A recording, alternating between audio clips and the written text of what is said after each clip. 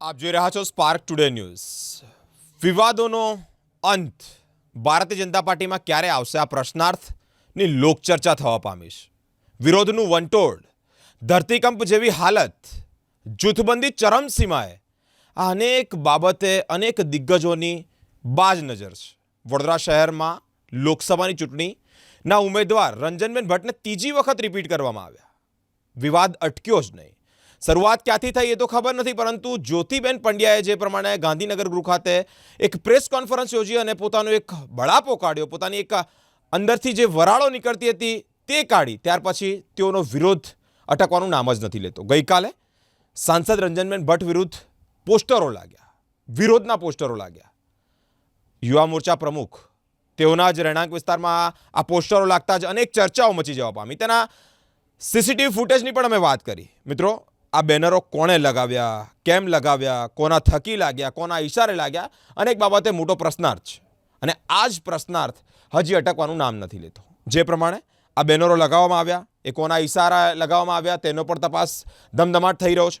સાંસદ ત્રીજી વખત રિપીટ થતા તેઓને ત્રીજી વખત ટિકિટ મળતા મામલો ગરમાયો। રાષ્ટ્રીય મહિલા મોરચાના ઉપાધ્યક્ષ ડૉક્ટર જ્યોતિબેન પંડ્યાએ પોતાની નારાજગી વ્યક્ત કરી। જ્યોતિબેન પંડ્યાએ રંજનબેનને ત્રીજી વખત રિપીટ કરાતા જ વિવાદનો વંટોળ, તેઓએ પાર્ટીમાંથી રાજીનામું આપ્યું તે પહેલાં તેઓને તમામ હોદ્દા પરથી સસ્પેન્ડ કરી દેવામાં આવ્યા।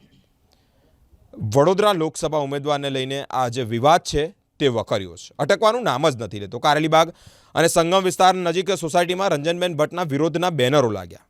ભારતીય જનતા પાર્ટીનો આંતરિક જે વિવાદ છે, આંતરિક વિખવાદ છે, તે ચરમસીમાએ પહોંચ્યો છે। સવાર પડતાની સાથે આ બેનરોને પગ આવ્યા, બેનરો ઉતરી પણ ગયા। કોણે ઉતાર્યા, કોના કહેવાથી ઉતાર્યા, આ બધી બાબતે પણ તપાસ થઈ રહી છે। વિવાદ છે, રાજકારણ છે, ઠંડીમાં ગરમી, ગરમીમાં વરસાદ, આ બધી જ વસ્તુઓ શક્ય છે। ફરી એક વખત વડોદરા શહેરના અટલાદરા વિસ્તારમાં ખિસકોલી સર્કલ આવ્યું છે, ત્યાં જ વિવાદિત બેનર લગાવવામાં આવ્યું છે। આ વિવાદિત બેનર રંજનબેન ભટ્ટનું તમને શું લાગે છે કે એમનું હશે? રંજનબેન ભટ્ટનું નહીં, પરંતુ ગુજરાત પ્રદેશ ભારતીય જનતા પાર્ટીના અધ્યક્ષ CR પાટીલ ને તેમને ટાર્ગેટ કરીને લગાવવામાં આવ્યું હોય તેવું લાગી રહ્યું છે। CM એટલે કે મુખ્યમંત્રી ભૂપેન્દ્રભાઈ પટેલ અને પ્રદેશ પ્રમુખ CR પાટીલને વડોદરાના વિકાસમાં રસ નથી, એવો એક પ્રશ્નાર્થ મૂકવામાં આવ્યો છે। અત્રે ઉલ્લેખનીય છે કે થોડા દિવસ પૂર્વે જ વડોદરાના મહેમાન બનેલા મુખ્યમંત્રી ભૂપેન્દ્રભાઈ પટેલે અન્ય શહેરો એટલે કે સુરત અને અમદાવાદની સરખામણી વડોદરા શહેર સાથે કરી અને વડોદરા પાછળ હોવાની પણ વાત કરી। એક બાજુ અમદાવાદનો વિકાસ, એક બાજુ સુરતનો વિકાસ અને ક્યાં વડોદરાના વિકાસ, તો ક્યાંક ને ક્યાંક વડોદરાનો વિકાસ રૂંધાઈ રહ્યો હોય તેવી પણ વાત સામે આવી।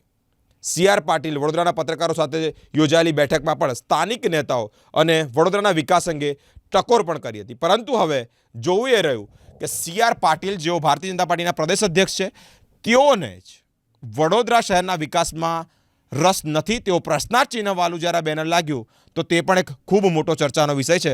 હજી ઘણા આવા ઘટસ્ફોટ થતા રહેશે। જોતા રહો સ્પાર્ક ટુડે ન્યૂઝ।